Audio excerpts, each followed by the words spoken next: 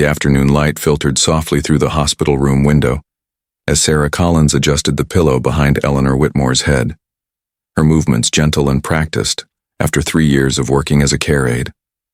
At 28, Sarah had dedicated herself to caring for elderly patients, finding purpose in bringing comfort to those in their most vulnerable moments, even though the pay barely covered her own modest needs. Eleanor, at 74, had been in the cardiac unit for 2 weeks following a minor heart attack.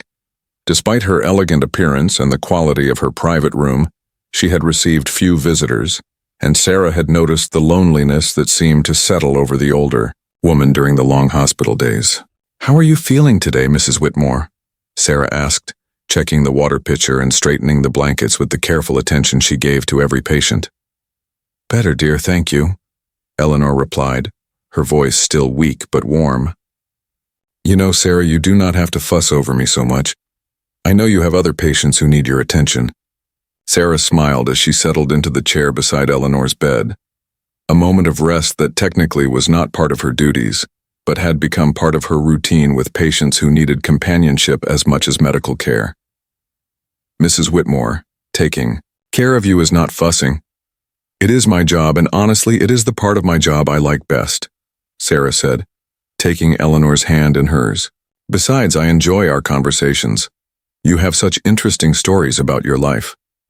Over the past 2 weeks, Sarah had learned that Eleanor had been a teacher for 40 years, that she had lost her husband 5 years earlier, and that she lived alone in a house that had grown too large and too quiet for one person. What Eleanor had not mentioned, and what Sarah had no way of knowing, was that her son was one of the city's most successful business executives.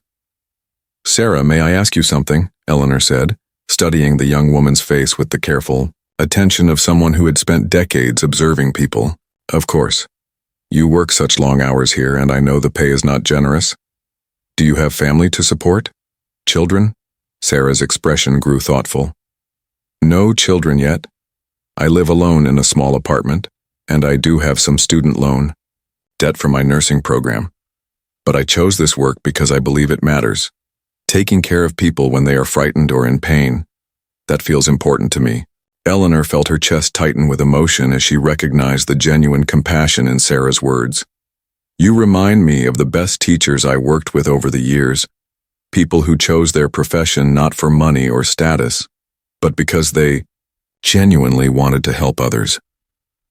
What Eleanor did not tell Sarah was that she had been carefully observing not just her words, but her actions. She had watched Sarah stay late to sit with patients who were having difficult nights, bring her own magazines from home to share with those who were bored, and speak to everyone with the same respect regardless of their circumstances or ability to pay. "Mrs. Whitmore, can I tell you something?" Sarah said, lowering her voice. "I know I should probably keep this professional, but you have become more than just a patient to me. You have become someone I genuinely care about. When I go home at night, I think about whether you are comfortable, whether you are lonely, whether there is anything more I could do to help." Eleanor felt tears prick at her eyes. "Sarah, that means more to me than you could possibly know. I have felt so invisible since Harold died. You make me feel like I still matter." "You do matter," Sarah said firmly. "Every person in this hospital matters, but you especially matter to me." What neither woman noticed was the figure standing in the hallway outside Eleanor's room. Michael Whitmore had arrived for his weekly visit with his mother, but had paused when he heard voices inside the room. At 45, he ran a successful investment firm and prided himself on being able to assess people quickly and accurately. What he was witnessing in his mother's room challenged every assumption he had made about hospital staff and their motivations. Michael had been prepared to find his mother being given adequate but impersonal care by overworked staff who were simply doing their jobs. Instead, he was watching a young woman hold his mother's hand and speak to her with the kind of genuine affection typically reserved for family members. "The doctor says you should be able to go home in a few days," Sarah was saying. "Are you looking forward to being back in your own house?" Eleanor's expression clouded slightly. "Yes and no. I love my home, but it can be quite lonely. Harold and I filled that house with so much life and laughter. Now it often feels like a museum of memories. Would you like me to visit you sometime after you are discharged?" Sarah asked. I know I am not supposed to maintain relationships with patients outside the hospital, but I would hate to think of you being lonely. Maybe I could stop by on my days off just to check on you. Eleanor stared at Sarah with amazement. You would do that? Even though you would not be paid for it? Mrs. Whitmore, some things are more important than being paid, Sarah replied simply. Michael felt something shift in his chest as he processed what he was hearing. This young woman was offering to give her free time to visit his mother out of pure kindness. In his world of business dealings and calculated relationships, such generosity seemed almost impossible to believe. He stepped into the room, and both women looked up with surprise. Mother, Michael said, moving to Eleanor's bedside. How are you feeling today? Much better, dear, Eleanor replied. Michael, I would like you to meet Sarah Collins. She has been taking wonderful care of me. Michael extended his hand to Sarah, studying her face as she stood to greet him. Miss Collins, it is a pleasure to meet you. My mother has mentioned how attentive you have been. Sarah shook his hand politely, noting his expensive suit and the way he carried himself with quiet authority. Your mother is a wonderful woman, Mr. Whitmore. It has been a privilege to care for her. Sarah was just telling me that she would like to visit me at home sometimes after I'm discharged, Eleanor said, clearly pleased by the prospect. Michael looked at Sarah with increased interest. That is very kind of you, Miss Collins. May I ask why you would want to spend your free time visiting former patients? Sarah felt heat rise in her cheeks, suddenly aware that she might be overstepping professional boundaries. I suppose because your mother has become important to me. I know that caring relationships are not supposed to develop between caregivers and patients, but sometimes they do anyway, and sometimes those relationships matter more than the rules. Michael was quiet for a moment, processing the honesty and courage it had taken for Sarah to admit that she cared about his mother beyond her professional obligations. Miss Collins, would you be willing to have coffee with me tomorrow? There is something I would like to discuss with you. The next afternoon, Sarah sat nervously in an upscale coffee shop, wondering if she had somehow gotten herself in trouble by becoming too emotionally involved with a patient. When Michael arrived, he carried himself with the same quiet authority she had noticed at the hospital, but his expression was warm rather than stern.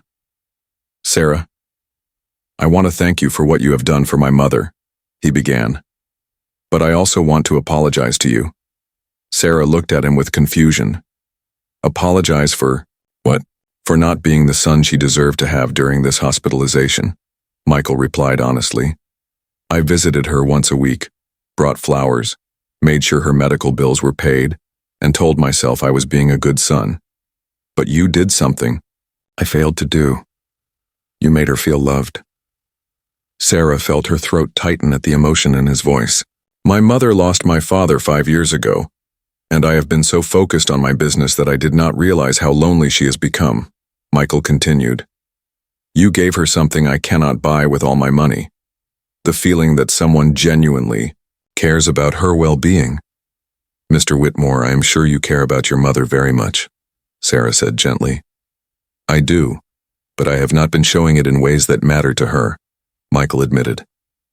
Sarah, I have a proposition for you, and I hope you will consider it carefully. Sarah waited for him to continue. I would like to offer you a position as my mother's companion. The job would involve spending time with her, helping her with daily activities she finds difficult, and most importantly, providing the kind of caring companionship you have already been giving her. The salary would be 3 times what you make at the hospital. Sarah stared at him in disbelief. Mr. Whitmore, that is incredibly generous, but I cannot accept charity. This would not be charity, Michael replied. This would be the most important job I have ever had the opportunity to offer anyone.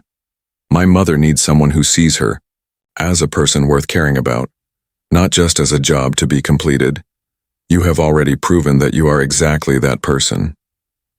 6 months later, Sarah sat in Eleanor's garden, reading aloud from a novel while Eleanor worked on her needlepoint, both women enjoying the peaceful afternoon sunshine. Eleanor's health had improved dramatically with regular companionship and someone to encourage her daily walks and proper meals. You know, dear, Eleanor said as Sarah finished the chapter, I think you saved my life in more ways than one. I think we saved each other, Sarah replied, looking at this woman who had become like a beloved grandmother to her.